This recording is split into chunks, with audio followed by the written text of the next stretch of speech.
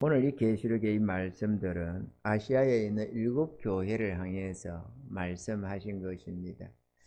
그 당시에 그 아시아에 있는 여러 교회들이지만 사실은 우리 하나님의 교회를 향하여서 이런저런 종류의 교회들을 향해서 말씀하신다라고 할 수가 있습니다. 이런 종류의 신앙들이 있고 저런 종류의 신앙들이 있습니다. 그러니까 이것은 어떠한 교회라는 것을 보다는 성도 한 사람 한 사람들의 신앙의 어떤 행태들을 7교회의 모습으로 말씀하고 있다, 이렇게 생각하면 되겠습니다. 그러니까 오늘 이 라오디게아의 교회를 향한 말씀은 또 우리가 이 교회의 모습과 같은 신앙들이 있다는 것이죠. 이런 신앙들에 대해서 우리 하나님이 오늘 말씀하고 있는 것입니다. 할렐루야. 근데 오늘 이 말씀 속에서 우리는 몇 가지로 생각해 보고자 하는 것이 있습니다. 첫째로 이 라오디게 교회를 향해서 하신 말씀은 우리의 행위가 분명해야 한다 하는 것을 말씀하고 있습니다. 오늘 15절로 16절에 보면은 내가 내 행위를 아노니 내가 차지도 아니하고 더없지도 아니하도다. 내가 차든지 더없든지 하기를 원하노라. 내가 이같이 미지근하여 더없지도 아니하고 차지도 아니하니 내 입에서 너를 토하여 내치리라. 이렇게 말씀을 했습니다. 차든지 덥든지 우리의 신앙이 분명해야 된다라고 말씀을 하는 것입니다. 아멘이죠? 이 차다는 것은 지적인 냉철함을 의미하고 있다고 할 수가 있겠습니다. 그리고 덥다, 더웁다는 것은 성령의 뜨거움을 의미한다라고 할 수가 있겠습니다. 그런데 주의 성도들이 이 냉철한 머리로 판단하면서 참 지적인 신앙을 가지고 있던지, 그런데 세상적인 지적을 말해, 육신의 지적을 말하는 건 아니지만 진리에 입각한, 진리의 말씀에 입각한 냉정한 이런 참된 지식적인 참된 진리의 이런 신앙을 갖든지, 아니면 성령의 어떤 뜨거움 속에서의 그런 신앙으로 나아가야 할 터인데, 이것도 저것도 아니고 뜨뜻미지근한 신앙들이 있다는 것입니다. 열심을 내는 것도 아니고 참된 것을 추구하는 것도 아니고 그냥 세월만 보내는 신앙들이 참 많다는 것이죠. 특히나 우리가 이 시대적으로 볼 때 우리나라만이 아니라 유럽의 모든 교회가 문을 닫혀가는 상황 아니겠습니까? 이미 오래전부터 교회는 퇴보하기 시작했고, 그렇게 온갖 사랑과 정성으로 지어놓은 아름답고 화려한 그런 교회들이 다 소멸되어 버리고 이단에 넘어가고 심지어는 술집으로나 이렇게 바뀌는 경우도 많이 있다라고 말을 할 정도로 교회가 쇠퇴해버리고 말았습니다. 왜 그러느냐? 자기 하나님을 향한 이런 마음을 온전히 가지지 못해가지고 오늘 이 말씀처럼 뜨뜻미지근한 신앙이 되다 보니까 하나님의 성령의 감동도 없고 하나님의 능력도 입지 못하고 그렇게 그냥 종교적인, 기독교다라고 하는 종교적인 색채만 가지고 신앙생활을 하다 보니까 그 다음 세대로 이어가지 못하고 신앙이 소멸되어 버리고 만다라는 것입니다. 부모가 신앙이 분명해야 됩니다. 부부가 신앙이 분명해도 자식에게 그 신앙의 유산을 이어나가기가 그렇게 쉬운 것이 아닙니다. 경험상에서 보면 내 신앙은 겨우겨우 믿음 안에서 하나님의 은혜 안에서 산다고 해도 자녀대로 이어져 가지 못하는 경우가 많이 있습니다. 내가 그걸 가만히 보니까 많은 경우에 이 자녀들에게 좋은 것을 준답시고 신앙의 유산은 안 남기고 오히려 세상적인 부유함, 왜냐하면 기독교가 딱 들어가면 일단은 하나님의 그 은혜의 역사가 일어나기 시작을 합니다. 어느 나라든지 간에. 그러면 하나님의 성령의 초월적인 역사들이 일어나다 보니까 획기적인 부흥이 일어납니다. 부흥이 일어나면 하나님의 권능이 역사되고 주의 살아계심이 증거되고 온갖 기적과 이적의 역사 속에서 수많은 심령들이 부흥이 되게 되고 저 유럽의 나라들도 다 기독교화 되어서 정말로 그렇게 아름답게 변해져 갑니다. 그 속에서 그 모든 성도들이 마음을 다해서 하나님의 성전을 건축하게 되고 그래서 아름다운 저런 유산들이 남게 되는 것입니다. 그런데 이렇게 신앙에 마음을 두고 하나님을 찾다 보면 하나님이 성경에 약속하신 것처럼 모든 범사에 복을 내려주시기 시작하고 그러한 땅에다가 복을 내려주시기 시작합니다. 그러다 보니까 기독교가 들어가면 무조건 그 다음에 일어나는 것들이 기독교의 부흥과 함께 삶의 부흥이 일어나게 됩니다. 하나님의 복이 임하게 되고 그래서 나라가 부강해집니다. 그 전에 우리나라 박정희 시대 때 김종필 국무총리가 유럽을 탐방와서 우리나라가 워낙 가난했잖아요. 그래가지고 탐방와서 보고한 내용 중에 하나가 일화가 있습니다. 각하, 제가 이렇게 유럽을 다니다 보니까 기독교 국가는 다 잘 삽디다 이렇게 했다는 거죠. 하나님께서 은혜를 주시려고 반만년 보릿고개 속에 살던 우리나라에 기독교가 들어왔습니다. 감사하게도 우리나라는 기독교가 국교가 아닙니다. 그런데 이승만 대통령이 미국에서 생활을 했잖아요. 그래서 박사가 되고 그래가지고 아주 그 미국의 대통령하고도 아주 친분이 있고 해가지고 어쨌든 그분이 우리나라의 초대 대통령이 되면서 이 나라를 기독교 국가처럼 이렇게 군에도 기독교의 이런 교회를 세우게 되고 기독교적으로 모든 것에서 그렇게 세워갔습니다. 그리고 일요일을 주일로 빨간 날로 정해서 예배를 드리게 하고 이렇게 모두가 예배에 참여할 수 있도록 했다는 것입니다. 원래 로마가 313년에 콘스탄티누스 황제가 밀라노 칙령으로 기독교로 국교로 개종을 하면서 신앙생활을 황제가 국교를 삼고 신앙생활을 하다 보니까 수많은 사람들이 거기에 나오게 되고 은혜를 입었습니다. 그러다 보니까 이래서는 안 되겠다. 그래도 여전히 군인들이라든지 직장이라든지 그런 사람들은 일을 했기 때문에 안 된다. 이래가지고는 안 된다.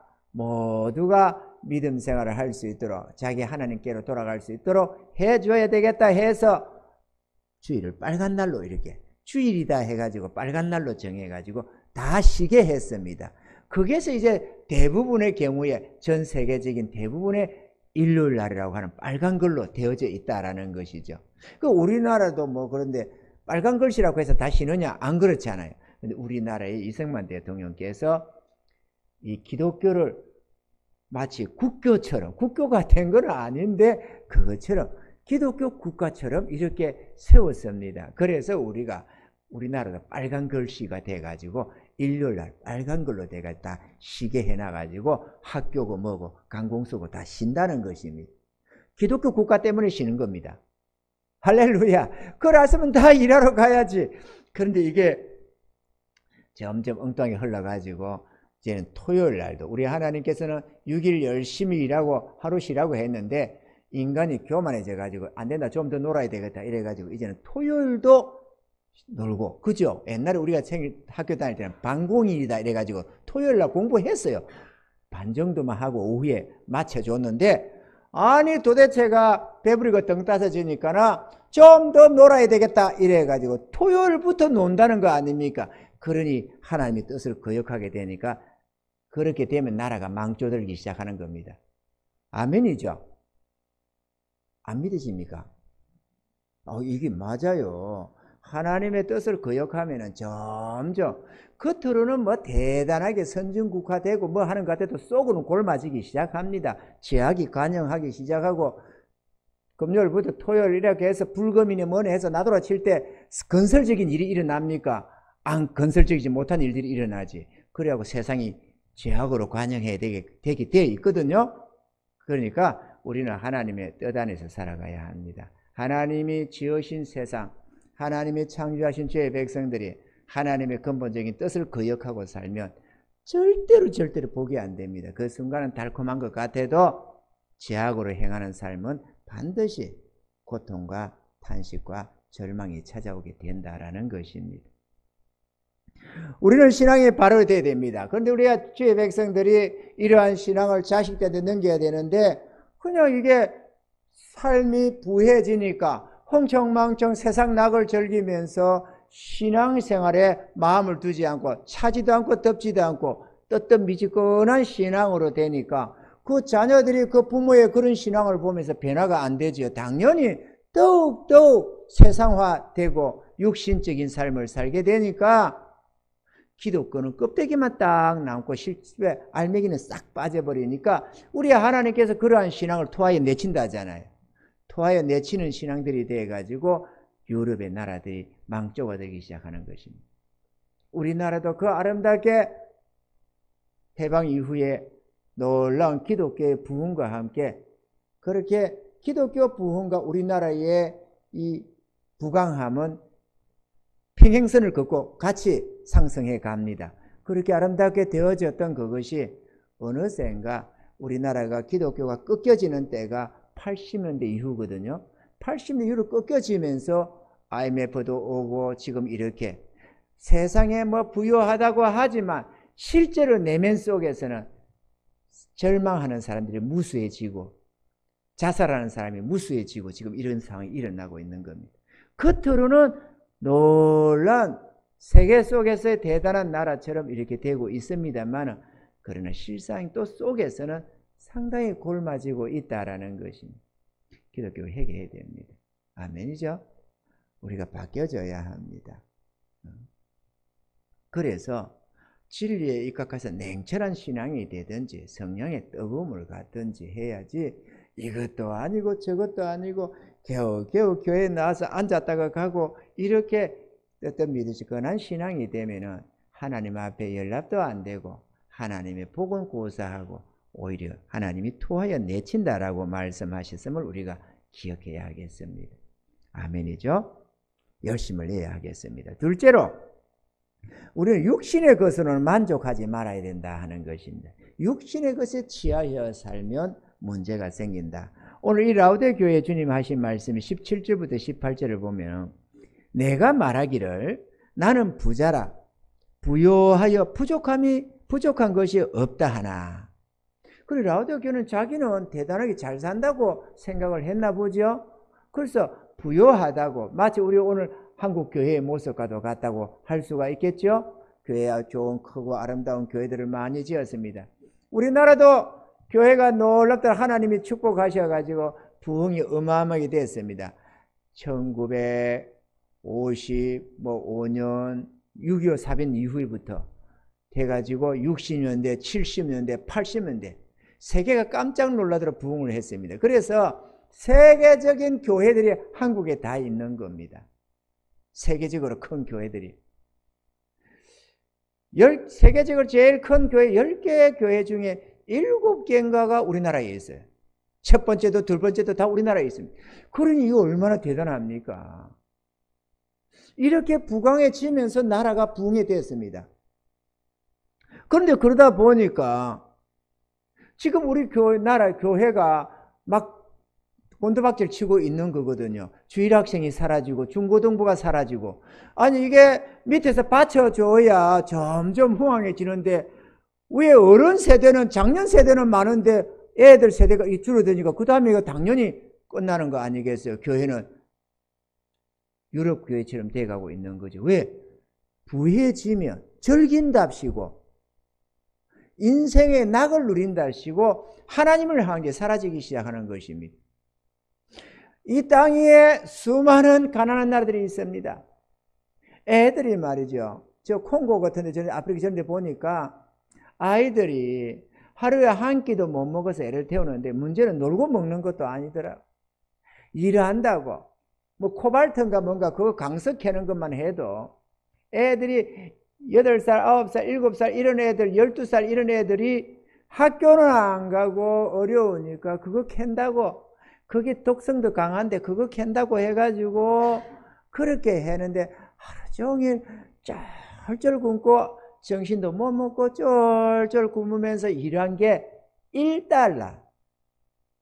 그거 가지고 겨우 저녁에 또 사서 뭐 좀 먹고 이러고 견디는 거예요.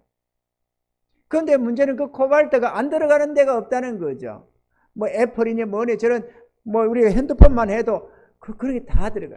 그 어떤 인권 운동가는 핸드폰 내가 앞에는 애플 그런 것도 사고 했는데 그거가 콩고 가서 그거를 보고 나서는 다시는 핸드폰 안 사겠다는 거죠. 저렇게 애들 아동을 착취하고 저래가지고 하면서 기업들이 돈을 벌고 그런다고 열악한 모습으로 그들에게 아동의 뭐 착취 정도가 아니라 그렇게 해서 싼 값을 가져와가지고 어마어마한 돈을 남기면서 그 아이들 불쌍하게도 말이에요. 제대로 밥도 못 먹는 그런 모습으로 놔놓고 착취한다고. 노동 착취한다고 안 산대요. 자기는 안 사겠대요. 그리고 미국을 상대로 해가지고 미국에서 재판에서 싸우고 있는 거 무역부인데 인권 변호사가 돼가지고 애플이니 뭐니 이런 기업들을 향해서 싸우고 있는 거예요. 미국 법에다가. 애들 왜 노동력 착취해가지고 그렇게 비참하게 만들어가면서 착취하느냐 이래가지고.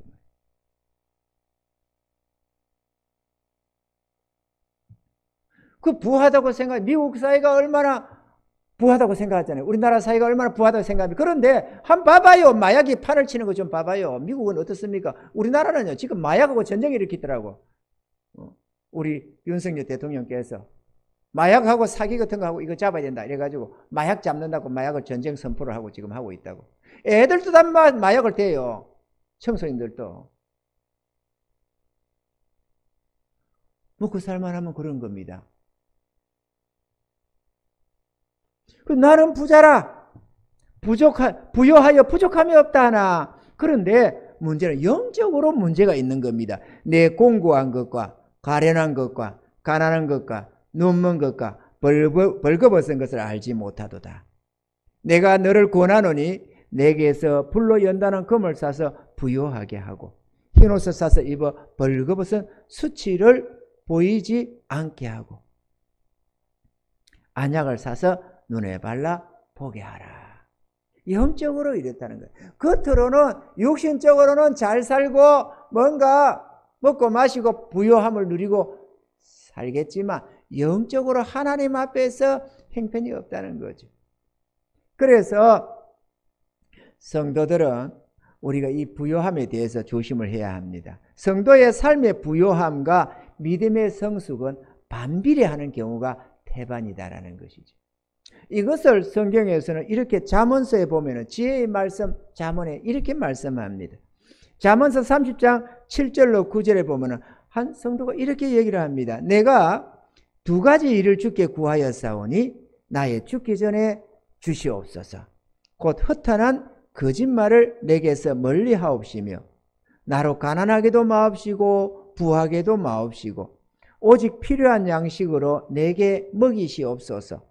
혹 내가 배불러서 하나님을 모른다 여호와가 누구냐 할까 하오며 혹 내가 가난하여 도적질하고 내 하나님의 이름을 욕되게 할까 두려워함이니이다.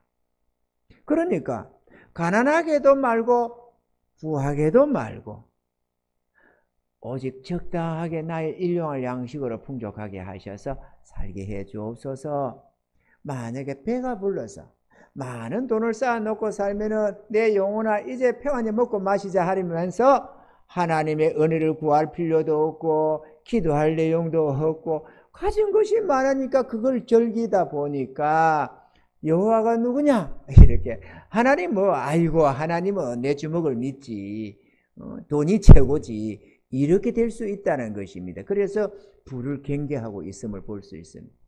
또 가난하다 보면은 주를 믿는다고 하면서도 가난해지면은 잘못하다가 훔치고 도둑질 할까봐 배가 고파서 그러면 믿음의 백성답지 못하고 빛의 자녀답지 못해서 우리 하나님의 이름을 욕되게 할까 두렵다는 겁니다. 여러분 육신적으로 잘 사는 것 우리 모두가 다 소원하는 것이기는 하겠지만 그것이 결코 복은 아닙니다. 성도들은 모름지기 잘 살아야 됩니다. 근데 그 잘 사는 것이 세상을 부유하게 하는 축복의 통로로서의 잘 삶이 되어야지, 나 혼자 내 가족 중심으로 잘 먹고 잘 사는 것은 복이 아니라 오히려 저주가 될 수 있다는 것을 우리가 알아야만 합니다. 아멘이죠? 오늘날의 수많은 참된 크리스찬들이 세상을 부유하게 합니다. 록펠러만 하더라도 그가 어마어마한 재벌이었잖아요. 세계적인 재벌이었잖아요. 이제는 돌아가셨지만 왜 록펠러 하느냐? 그분은 돌아가셨지만 그분의 재단은 지금도 여전히 전 세계적인 귀한 사역들을 하고 있거든요. 생명공학이라든지 교육사업이라든지 이런저런 가난 기근 퇴치 운동이라든지 이런 곳에 그의 어마어마한 재산이 지금도 세계를 부유하게 하고 지탱해 가는 게 있다 이거죠. 아멘이죠? 그는 이 50세 넘어 55세까지인가? 인생의 한 절반 가까이는 돈 번다고 정신없이 살았습니다. 믿음 생활을 한다고 하면서도 좀 제대로 되지 못했습니다. 그러다가 어느 시점에 자기가 병이 걸리게 되고 죽게 되었습니다. 그러면서 회개하게 되고 그때부터 어려운 사람들을 돕기 시작을 합니다. 병원에서 돈이 없어서 쫓겨나게 생긴 어떤 사람을 보면서 비서를 시켜서 그를 남모르게 돕기 시작하고, 그러면서 이제 새로 변화되는 삶을 사는데, 그때부터 자기의 전 재산을 쓰는 데 삶을 살기 시작했습니다. 그 어마어마한 재산을 사용하는 데 썼는데 하나님의 기쁘신 뜻대로 세상을 유익하게 하기 위해서 전심전력하면서 그 물질을 사용했습니다.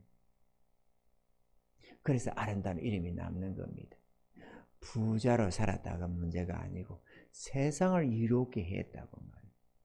오늘날도 많은 크리스찬들이 재산을, 하나님이 주시는 그 무한한 많은 재산을 마음껏 주와 복음을 위해서, 불쌍한 영혼들을 위해서 사용하는 자들이 많습니다.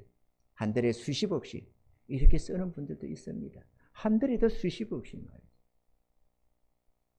왜 나만 잘 먹고 잘 살고 가난한 자를 조롱하고 그렇게 살아야 됩니까? 하나님의 복을 받아서 내가 하나님의 긍휼함을 입어서 제사함 받고 구원받아 하나님의 자녀가 되었으면 하나님 자녀답게 세상에 유익된 삶을 살아야지, 몇 푼 벌었다고 사람들 앞에서 어시되고 거들먹치고 어려운 사람은 돌아보지도 않고 그렇게 산다면 차라리 자기가 잘 사는 게 무슨 덕이 됩니까? 아무 상관이 없는 거 아니에요?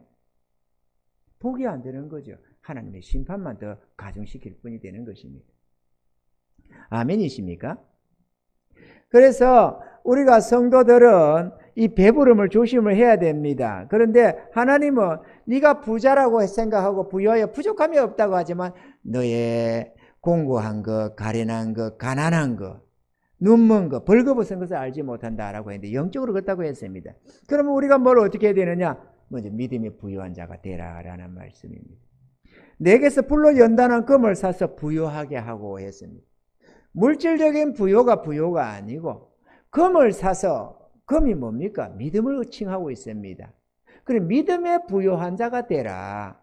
부유해지더라도 돈 쌓아놓고 돈 많은 그러한 물질적인 세상적인 부자가 되지 말고 믿음의 부유한 자가 되라라고 말을 하는 것입니다. 아멘이죠? 물질적인 거 많이 가졌다고 부유한 게 아닙니다. 또 물질적인 거 별로 없다고 가난한 자가 아닙니다. 하나님 안에서 믿음의 부유한 자가 되어야 됩니다. 근데 진짜 불쌍한 거는 물질로도 부자가 아니고 믿음도 부자가 아니고 이리 되면 문제가 되겠죠? 믿음의 부유함이 되어야 됩니다. 아멘이죠? 하나님의 복은 믿음으로 받습니다. 믿음으로 죄 용서함도 받고 믿음으로 구원함도 얻고 믿음으로 하나님의 기적과 이적도 맛보게 되고 믿음으로 하나님의 하나님께 간구하는 모든 것을 응답도 받습니다. 하나님의 복은 믿음의 복입니다. 할렐루야. 그러므로 믿음의 부유한 자가 되셔야만 합니다. 그리하면 하나님께서 넘치도록 은혜를 더하여 주시는 것입니다. 두 번째로는 어려운 행위를 가지라. 선하고 어려운 행위를 가지라고 말씀을 합니다. 흰 옷을 사서 입어 벌거벗은 수치를 보이지 않게 하고, 이 흰 옷이라는 것이 우리의 행위의 의를 말하고 있습니다. 어려운 행위를 가져야 된다. 지금 이는 내가 부자다라고 하면서 나는 부족함이 없다라고 하는데 실상에서 너는 믿음의 부요함이 없다, 믿음의 공고한 자가 아니냐, 또 어려운 행위가 없다, 이렇게 지금 질책하는 것입니다. 우리 한국교회는 질책을 받아야 하고 우리들도 교훈을 받아야만 합니다. 아멘이죠. 아이고 나는 물질이 부요하지가 않는데요.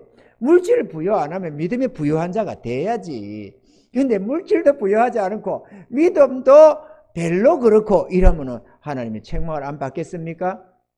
아멘이죠. 우리는 믿음의 부요한 자가 돼야 하고 믿음의 선한 삶을 살아가야만 합니다. 행위가 어렵고 거룩해져서 우리의 선한 행위로 말미암아 우리의 의의 옷이 입혀져야 된다. 물론 구원함이야 그리스도의 의로 말미암지만 그럼에도 불구하고 우리는 어려운 행실을 가져야 합니다. 아멘. 믿지 않는 자들 앞에도 본이 되어야 하고 어렵고 힘든 사람들 앞에도 위로가 되고 축복이 되어져야 합니다. 하나님은 주의 백성들 믿음으로 부요한 자들에게 하나님이 복을 쏟아부어 줘서 그들을 통해서 어렵고 힘든 세상 사람들에게로 그 복이 흘러가기를 원하는 것입니다. 이걸 우리는 기억을 해야 합니다. 아멘이죠? 내게 붙여주는 물질이 나 먹고 나 혼자 잘 먹고 잘 살라고 주는 재능들이 아니라는 거고 복이 아니라는 거죠. 물론 나와 내 가정에도 필요한 많은 것들이 있지만 그것은 또한 다른 누군가를 향해서 복음을 위해서 쓰여져야 하고 그래서 그들로 하여금 구원받아 하나님의 백성이 되도록 해야 하고 또 공고한 많은 사람들 앞에 흘러가서 그들이 삶에 조금이나마 위로를 받을 수 있도록 해야 된다. 그게 건강한 자들에게 혹은 능력 있는 자들에게 주신 하나님의 은혜들이다라는 것입니다. 구약에 보면 이스라엘 백성들이 광야에서 만나를 구하는데 막 가서 열심히 구해서 나누게 했습니다. 나누게 했는데 보니까 집안에 병든 사람, 노인네들 그런 사람들에게도 다 나누게 했어요. 나누고 보니까 부족함도 없고 모자람도 없이 남음도 없고 부족함도 없더라 그렇게 했습니다. 오늘날에 저 굶주리는 사람들이 하나님이 이 땅에 70억 인구분의 음식을 안 줘서 그런 게 아닙니다. 정말로 70억 인구가 넉넉하게 먹을 만큼 하나님은 주십니다. 왜? 하나님이 세상에 사람을 지으시는데 음이 모태 속에 짓는 이가 하나님 아닙니까? 여전히 하나님이 자기 백성들을 굶겨 죽이려고 작정했겠습니까? 안 그러죠. 그런데 문제는 쳐 쌓아놓고 썩어 나가는 자들이 있고 버리는 자들이 넘쳐난다는 거죠. 오늘 저걸 한다 보다 보니까 자세히 볼 기회는 없는데 저기 저 테마에 딱 놓은 게 뭐라고 인지 아십니까? 이 음식물을 쓰레기가 넘쳐난다는 거죠. 그런데 거기에 계란 한 판에서 하나만 깨져도 다 버린대요. 이거 어느 나라에서 하는 내용인지 몰라서 뭐 이런 일이 다 있나 이렇게 하다가 내가 오늘 시간이 없어서 좀 뒤다보려고 주 제목만 보다가 내가 했는데 볼 기회가 없었는데요. 세상에 이럴 수 있냐 이거죠. 음식물 쓰레기. 어떤 자는 먹을 곳이 없어서 죽도 못 먹고 흙을 씹고 있는 경우도 허다한데 세상에 그게 말이 돼요? 우리나라에 고기를 썩어서 버리는 집들도 많다고 말합니다. 그렇게 어떤 나라는 쌓아놓고 썩어 나가고 어떤 나라는 먹을 것이 없어서 흙을 씹고 굶어 죽고 그러니 하나님이 기뻐하시겠습니까? 그 부요한 자들 하나님이 주신 그 은혜들을 그렇게 흡입해 버리고 썩게 하고 하는 걸 하나님이 기뻐하시겠네요. 그거죠. 주의 백성은 그렇게 살아서는 안 됩니다. 베풀며 나누며 살아야 됩니다. 아멘이죠. 하나님의 용서를 입었다면 하나님의 그 사랑을 입었다면 하나님이 주신 은혜를 입었다면 베풀며 나누며 살아야 합니다. 믿는 자들에게 뿐만 아니라 믿지 않는 모든 사람들을 향해서도 늘 우리는 관심을 가지고 베풀 수 있는 은혜자가 되어야 하는 것입니다. 그게 흰 옷을 사서 입는 것입니다. 그래서 벌거벗은 우리의 수치를 가려야 한다라고 말을 하는 것입니다. 좋은 옷만 끄잡아 입는다고 화려한 멋있는 게 아닙니다. 세상 사람들은, 육신의 삶을 사는 사람들은 메이크 있는 옷 입고 좋은 음식, 좋은 집, 좋은 어떤 자동차 이런 걸 하면서 거들먹을 지지만 사실은 그 부끄러운 행위들이라는 것도 알아야 합니다. 아멘이죠? 인간이 그렇게 살면 안 되거든. 그리고 세 번째, 주의 말씀으로 밝은 눈을 떠야 된다고 합니다. 안약을 사서 눈에 발라 보게 하라. 눈이 밝아지는 것은 뭐냐? 안약이 뭐에 해당되느냐? 시편 19편 8절에는 이렇게 말씀합니다. 여호와의 교훈은 정직하여 마음을 기쁘게 하고 여호와의 계명은 순결하여 눈을 밝게 하도다. 우리 인생의 눈이 떠지는 것은 말씀입니다. 아멘이죠? 그래서 시편 119편 106절에는 105절에는 이렇게 말씀합니다. 주의 말씀은 내 발의 등이요 내 길의 빛이니이다. 깜깜한 어둠 속에서 어디가 어딘지 어떻게 압니까? 길인지 산인지 모르죠. 그러나 하나님의 말씀이 비추어져서 우리가 바른 눈을 뜨고 밝히 보고 갈 수가 있다는 것인데요. 세상 학문 많이 배워서 박사 학위 몇 개 가졌다고 사람의 이치를 아는 게 아니고 인간의 본분대로 사는 게 아닙니다. 하나님의 말씀이 내 마음에 들어와야 그때서야 사람의 도리를 알게 되고 삶의 이치를 알게 되고 본분과 사명을 깨닫게 됩니다. 아멘이죠? 하나님의 말씀에 입각해 사는 자여야 세상을 위하며 사랑하는 자가 됩니다. 그리 안 하면 타락으로 흘러가 버립니다. 많은 돈을 벌면 벌수록 타락하는 존재가 될 수밖에 없다는 것이죠. 그래서 안약을 사서 눈에 발라 보게 하라라고 했는데 우리는 이 안약에 해당되는 하나님의 말씀을 가까이 해야 되는 것입니다. 그래서 주의 말씀을 받아서 우리가 그 말씀에 순종해서 우리가 살아갈 때 더욱더욱 복을 받아서 우리 하나님께 영광 올려드리는 참된 평안과 행복을 누리게 되는 것입니다. 할렐루야. 그게 셋째로 주의 징계 앞에 회개해야 합니다. 계시록 3장 오늘 말씀 19절에 보면은 물은 내가 사랑하는 자를 책망하여 징계하노니 그러므로 내가 열심을 내라 회개하라 그랬어요. 오늘 이 같은 뜨뜻미지근한 신앙이 되니까 주님께서 징계한다는 거죠. 우리 주의 백성들이 주의 뜻 가운데서 바로 살아가면 하나님의 지혜를 가지게 되고 밝은 눈을 떠서 무엇이 참된 길이고 바른 길인지 거짓된 길인지 분별이 됩니다.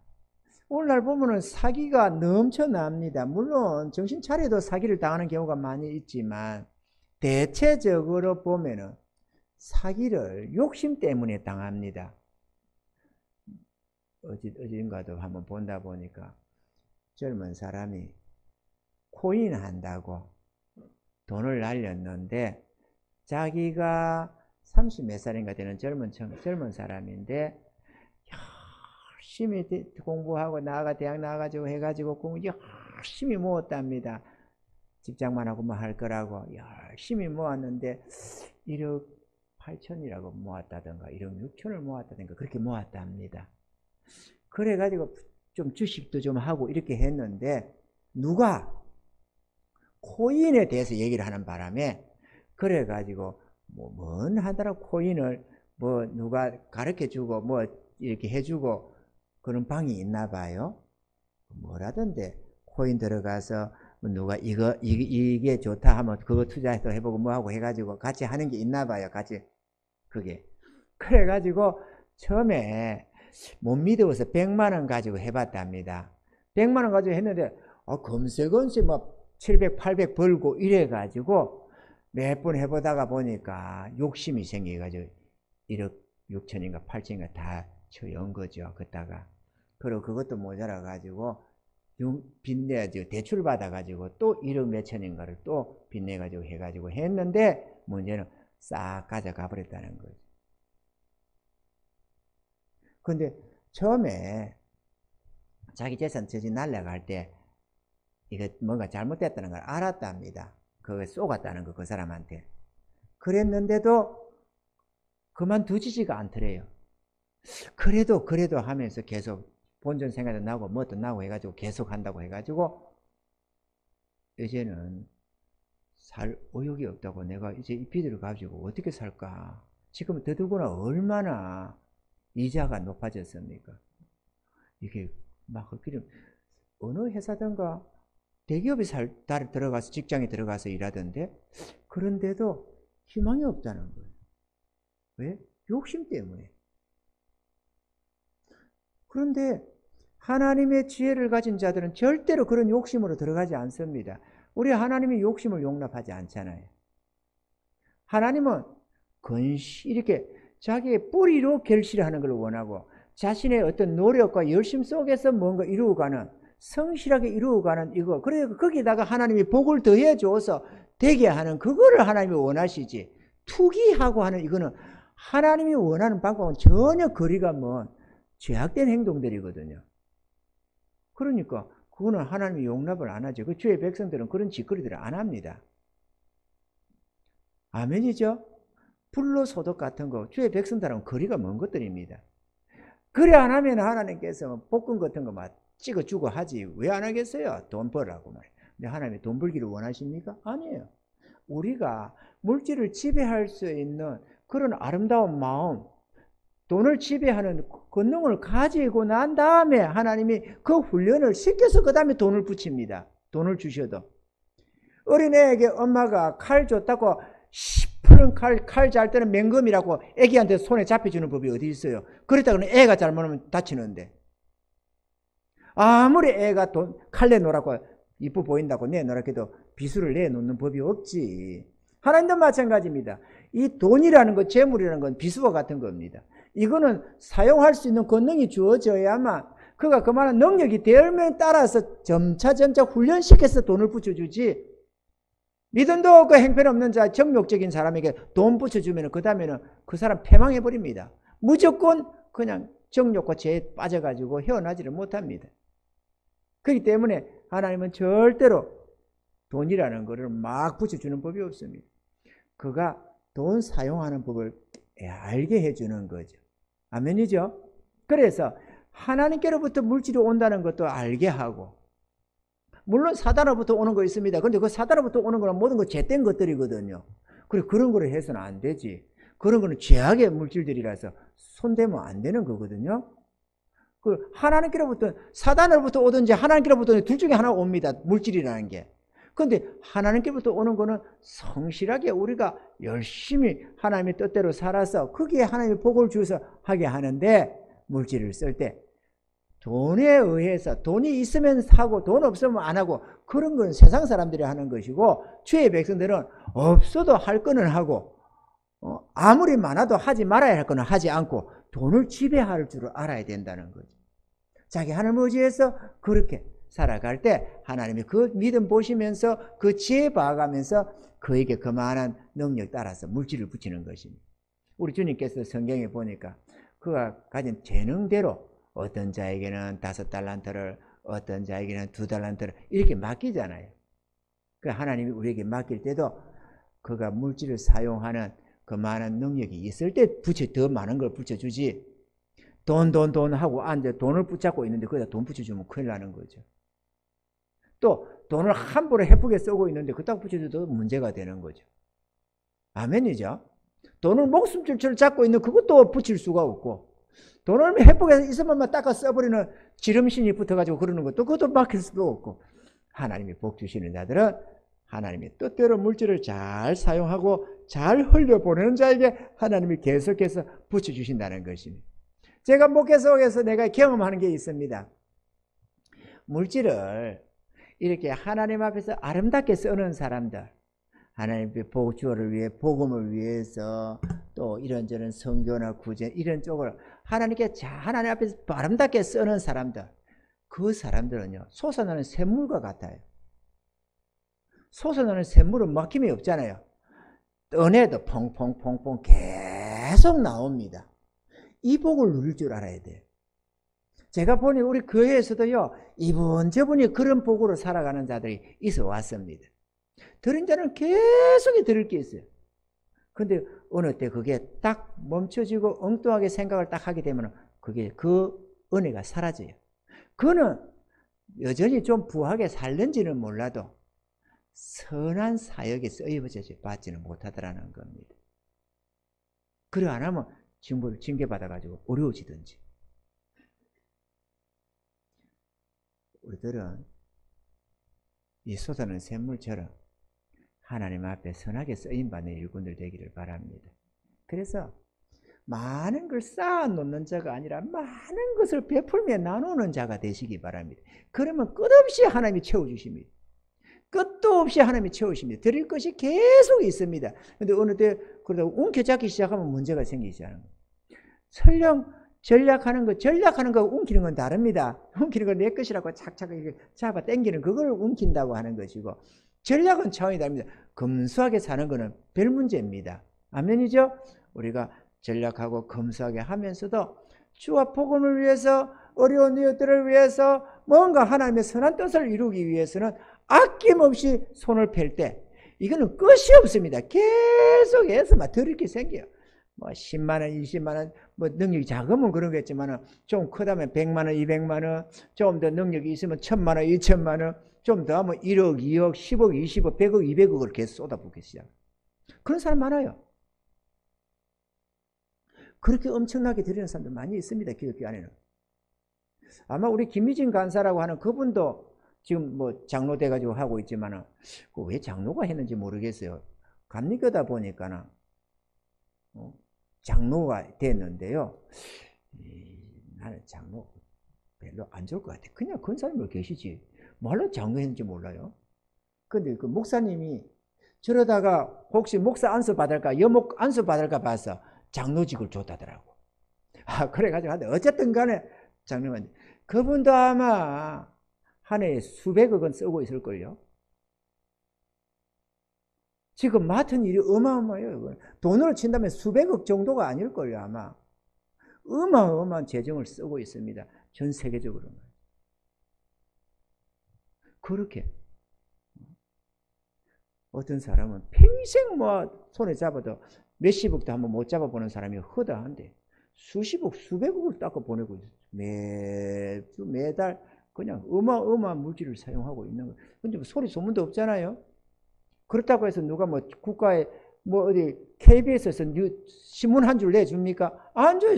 광고 하나 안 해줘요. 뭐 잘못했다는 것만 떠들어대지. 선한 일, 기독교 교회가 어쨌다, 어느 장로가 어쨌다, 권사가 어쨌다, 집사가 어쨌다, 목사가 어쨌다, 그런 얘기 한마디 해줘요? 안 해줘요. 그런 거는 누가 잘못한 것만 떠들어대는 것이지, 악한 것들만. 아멘이죠? 그 좋지 않아요, 그거는. 그러니 세상이 다 악한 것만 보이지. 아니, 선한 걸 얘기를 해가지고 도전받게 해야지. 왜 악한 걸 떠들어대느냐고.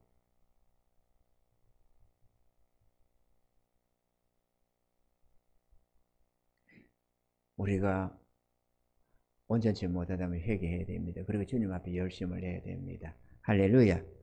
그리고 넷째로 주님을 모시고 동행해야 합니다. 오늘 말씀 20절에 볼지어다 내가 문 밖에 서서 두드리노니 누구든지 내 음성을 듣고 문을 열면 내가 그에게로 들어가 그로 더불어 먹고 그는 나로 더불어 먹으리라. 어떤 문입니까? 뭐 집 대문이 아니고 우리 마음문을 말합니다. 우리의 마음문 앞에서 주님이 두드린다는 거죠. 문 열어놔라고. 주님을 영접하고 모셔드려서 주님과 동행하는 삶을 살아야 된다고.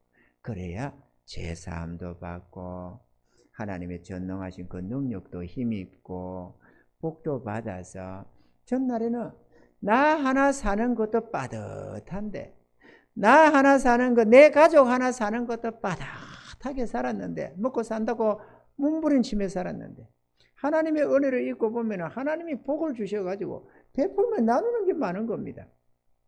제가 29에 예수를 믿었습니다. 그 앞에는 교회는 하면서 다녔어도 뭐 몰랐으니까 아무것도 모르고 다녔고 29에 주의 은혜를 입으시는 늦가을에 그랬는데 그 다음 1년에 한 1년이 지나서 내가 가만 생각하다 보니까 내가 29살까지 한 30살 되기까지의 세상에서 선한 일을 한 게 그 예수 믿고 1년 동안에 한 것하고 비교가 안 되더라고. 예수 믿고 1년 동안에 한 게 30년을 한 것보다 더 낫더라고. 그 앞에는 나 하나 먹고 산다고 누굴 베풀기를 제대로 했어요? 나누기를 했습니까? 나 하나 먹고 산다고 빡빡했는데도 그래도 어려워서 힘들어서 그랬는데 말이죠. 지금 우리 삶을 한번 돌아봐 봐요. 얼마나 아름다워져가 있는지, 베풀면 나누는 게 얼마나 많은지 말이죠.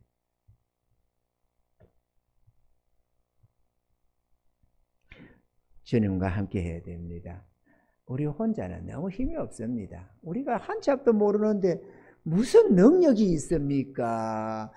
미래를 바라보는 안목이 있습니까? 뭐가 있습니까? 조금 손톱 밑에 가시만 하나 들어가도 배만 좀 아파도 어쩔 줄 모르고 떼굴떼굴 구르는 게 우리 아닙니까? 뭔 능력이 있어야지? 주님과 함께 해야 됩니다. 전능하신 그분과 함께 해야만 담대해지고 강해지고 능력이 있어지고 세상에 두려울 것이 없는 존재들이 되는 것입니다. 아멘이죠? 주님의 도움을 입어야 됩니다. 불쌍한 존재들이 주님 도움도 입지 않고 내 혼자 산다고 말이야. 내 주먹을 믿으라, 개코로 믿으라, 개라. 믿을 게 뭐 있어요? 내가 지난날도 살아봤지만 하나님 없는 인생도 살아봤고 있는 인생도 살아보는데요.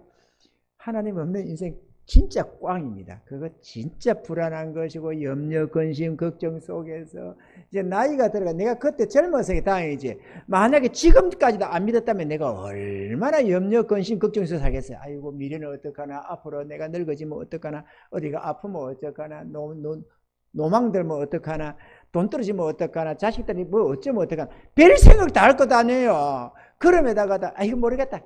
이거 신경 쓰기 싫으니까 그만 어떻게 되겠지 뭐. 이러면서 살 것도 아니냐고, 절망 속에서. 그 얼마나 비참해요. 내가 29살까지 하나님은 그 젊은 나이에 그때도 오르는 태양으로 살던 그때도 믿음 생활 속에서 지금에서 쳐다보면 말이야 끔찍한 삶이었는데 안 믿고 살았으면 지금 어떻겠느냐고 참 참담했을 겁니다. 아마 주님 안에서 아니 염려가 있기를 합니까? 근심 걱정을 합니까? 미래를 뭐 걱정을 하요? 재앙을 걱정을 합니까? 전능자의 보호 속에 살다 보니까 평안하고 든든하게 살아갈 수 있는 것 아니겠어요? 할렐루야! 이런 은혜 속에 살아야 하는 것입니다. 마지막으로 다섯째, 성령의 음성을 들어야 하고 믿음 승리에 가야 합니다. 오늘 계시록 3장 21절로 22절에 이기는 그에게는 내가 내 보좌에 함께 앉게 하여 주기를 내가 이기고 아버지 보좌에 함께 앉은 것과 같이 하리라. 귀 있는 자는 성령이 교회들에게 하시는 말씀을 들을지어다. 주의 음성을 들을 수 있어야 합니다. 성령의 음성을 들을 수 있어야 됩니다. 우리 생각에 너무 집착하면 주의 음성을 듣지 못합니다. 내 마음을 좀 비워야 합니다. 그리고 언제나 주의 뜻을 물어야 합니다.